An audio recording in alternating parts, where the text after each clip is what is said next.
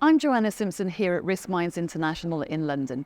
Joining me now is Stephanie Ip-Lamusse, Chief Risk Officer Wholesale and Head of Wholesale Credit Risk Management at HSBC UK.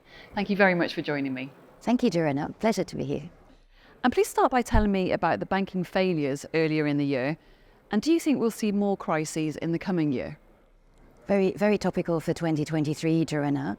Indeed, we've had quite a few bank failures, in particular in the US.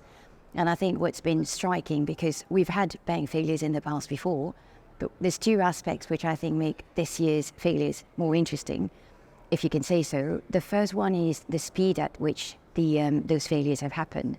So if you look in the US, the 3 bank failures have happened within the space of, well, actually literally 2 of them within the space of a few days. Then if you're at the third one, it probably takes you just over a few weeks as well. Outside of the US, we've also had Credit Suisse, obviously, closer to here, to where we are here in the UK. So that's one aspect, is the fact that the speed at which the failures happen. And then the second, the first point around the speed with which, but it's the contagion effect from one to the other. Then the second is, if you take one particular bank, Silicon Valley Bank, for example, where before, if you had a run on a bank, then it would take a few days. You'd literally see the image of people queuing up around the corner to get their money out. It doesn't work like that these days. And whether it's social media, news spread really, really fast, or people are just more acutely aware. Suffice to say that for any one particular bank run, almost the moment that the confidence, because it is down to that, the moment that the market's customers lose confidence in you, it's very hard to come back from that. And what key risks concern you as we head into 2024? Well, we've been here for 4 days now, and there's been no shortage of risks. The two things perhaps I would say here is, personally, as we go into 2024, the risks that that are key on my mind, that are really sort of perhaps the top 3, to use the phrase that often people utilize, is the first one would be around AI and tech. The second would be around ESG, and then the third would be around credit. If I may just to go a little bit more into that, when it comes to AI and tech, and again, it's quite topical, there's no shortage of media coverage on AI and tech.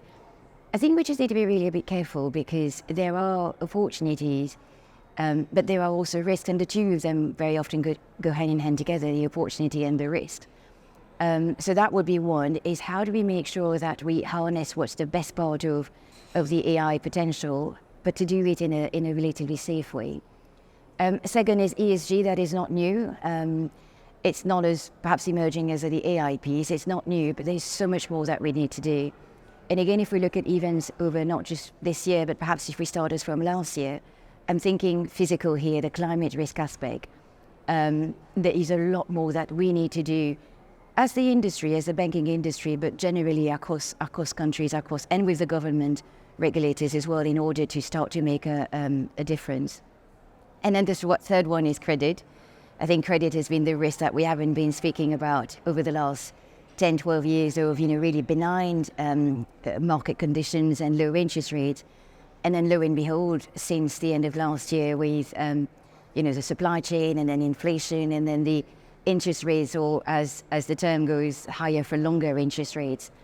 I think we've been, if speaking for the UK, the economy has been relatively resilient up to now. So when I look forward to 2024, I think we have to be careful and not to be complacent that the worst is behind us, and that we keep credit risk on the top 3, or at least it would be for me. And how are you preparing for those risks? It always comes down to that, right? The first one is you identify, and the second is how do you prepare for it?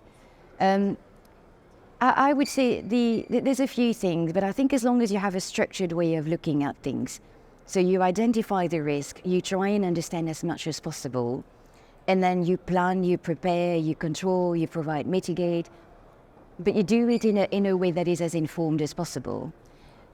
I won't cover all 3 of them, but perhaps if I take the AI piece, it is easy to think there's a lot going on. How do I understand? How do I even get into it? It was the same for crypto, for Bitcoin a few years ago, right? You have to start somewhere. So I think it's not for shortage of information that we have in the current environment, but it's how to be able to sift through and to understand which information is, frankly, perhaps a bit more credible, or which information is more relevant. And to be fair, it probably varies from one country to another, from one bank to another, from one business to another. So in our case, it depends on where we want to start first with the whole AI, again, because it's such a big topic. So I think it starts with, you take AI, you cut it into small bite sizes. What are the AI you want to focus on first? Once you've gone that you've identified the areas you want to focus on, then you make sure that you're as informed as possible. And then way down is the actual decision taking. But it starts with that structured approach, break it into small, identify, and then you start going into the details of how you take the decision. And to end on a positive note, is there something that excites you or that you're looking forward to in 2024? Joanne, I think if there's one thing we know over the last few years is that there's been no shortage of interesting events happening, right?